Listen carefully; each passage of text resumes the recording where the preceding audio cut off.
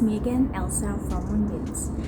First off, I would like to congratulate you all that have been shortlisted for the interview. And that's probably the reason why you're here too.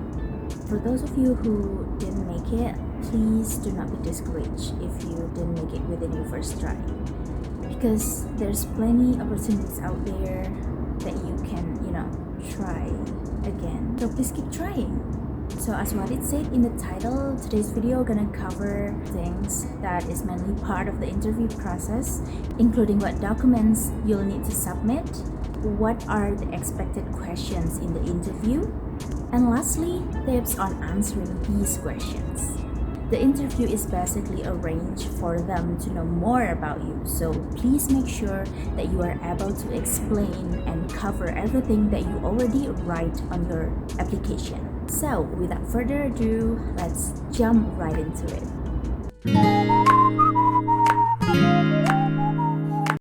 First off, documents.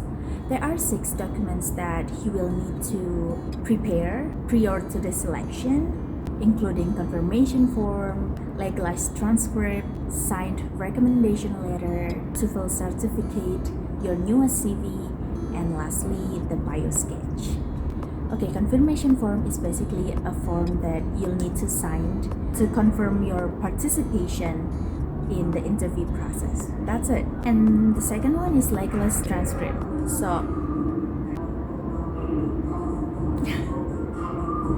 someone is playing music super loud, carrying speaker everywhere. Anyways, legalized transcript is the transcript that has been signed and stamped by your university. I'm pretty sure you already submit the scanned one, but then in this step, you will need it to be printed out, signed and stamped by your faculty, and be sent to UGRAD. The next one is signed recommendation letter. So the recommendation letter that you sent before was the one without the signature of the recommendee, right?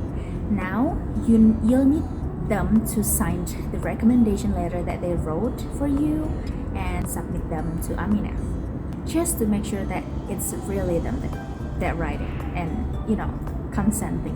The next one, we have TOEFL certificate.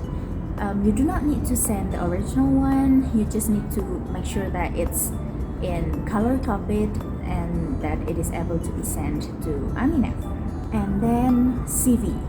Make sure that you write your newest CV, including your achievements and the most recent update about your life.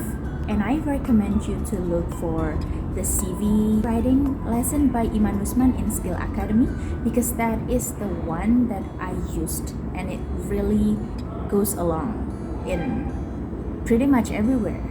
They accept that. You can also look in Canvas for any CV design and that will be fine as well, but this is what I recommend. Last but not least, for the documentation is your bio sketch. So bio sketch is a short profile about you, but it's written in third person point of view. You'll most likely be given the sample or format of the bio sketch by UGRAD within the email of your shortlisted announcements. So just follow that one and you'll be fine. But these documents, you'll need to send them via mail post to UGRAD address that will also be given in your email. So please prepare well and take note on that. Now our next part will cover about the expected questions about the interview. When I was about to face mine, I looked for every inch, like the expected questions of an interview, what it would be like across the internet. But really, this interview would be pretty much about you and basically your projections and expectations toward the program. So let's only focus on that. The first expected question would be, why do you think you are an excellent one for this program? Basic. The second one would be, how would you like to represent Indonesia to your US community? And the third one would be, how would you handle the difference or even the discrimination that you face, if you would face any, and how you overcome it if it happened to you. And the last one would be, why do you think your topic is important to be solved rather than the other ones. Normally, the questions of your interview will be based on your answer or your introductions and the issue that you bring up during the introduction part. Like how you started the introduction, how you tell your story or your essay topic. The more you're able to make the panelists ask more about it, the more the interview would be engaging and alive. Now, onto the most awaited part. Tips on answering these expected questions. The first one, do the introduction by telling more about what you wrote in the application. Okay, so they probably already read your application, your essays, but then they would like to hear it from you directly now that you are in front of them. Name is not necessary because they pretty much already read it on your profile as well, but I leave it up to you. I started mine by telling them my educational background and why Global UGRAD intrigued me to enroll myself in the first place. Then I connected to my biggest goal of joining this program, why I think my experiences in the States would be able to help me in, overcoming or solving the issues that I bring up in my essays. Second one, know exactly why your concern is the most important to be solved.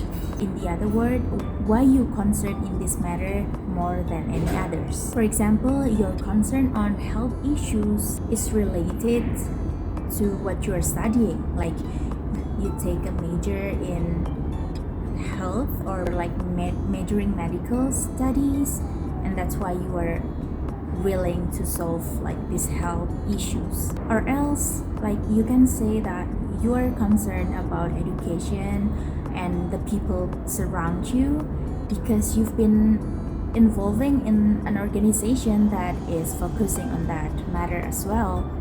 You name it. Just make sure that you make it the most realistic goal that you can achieve because you have the power in that area. The third one, exercise your breathing. It helps you to be more relaxed. Being nervous is normal, but I hope you find a way to shake that nerve off. Like it's okay to take a good pause before answering the questions and to say that you're nervous. It's human. I mean, they also will understand your feeling, but make sure that you have all the power to handle your nerve off. Number 4, please be direct and clear.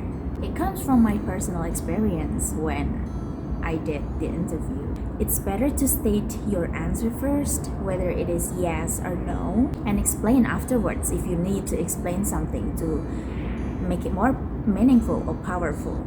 But please just state your stand first, like yes or no or whatever. Because sometimes panelists demand a direct answer to their questions, so explaining things in the first place doesn't really help them to understand where you're standing. So please state it clearly firsthand. So that's it for today's video about how to prepare on your upcoming interview. I mentioned 4 tips. The first one is to do your introduction and state what you write on the application. The second one is to know exactly why your concern matter most. The third one is to exercise your breathing, and the fourth one is to be clear and direct while answering the question. Please make sure that you practice a lot on the introduction and to explain your ideas. You can practice in front of a mirror or ask several close friends to play interview with you, because that's what I did too. Please stay hydrated and rest well the night before the interview, and I'll see you in my next video. Bye!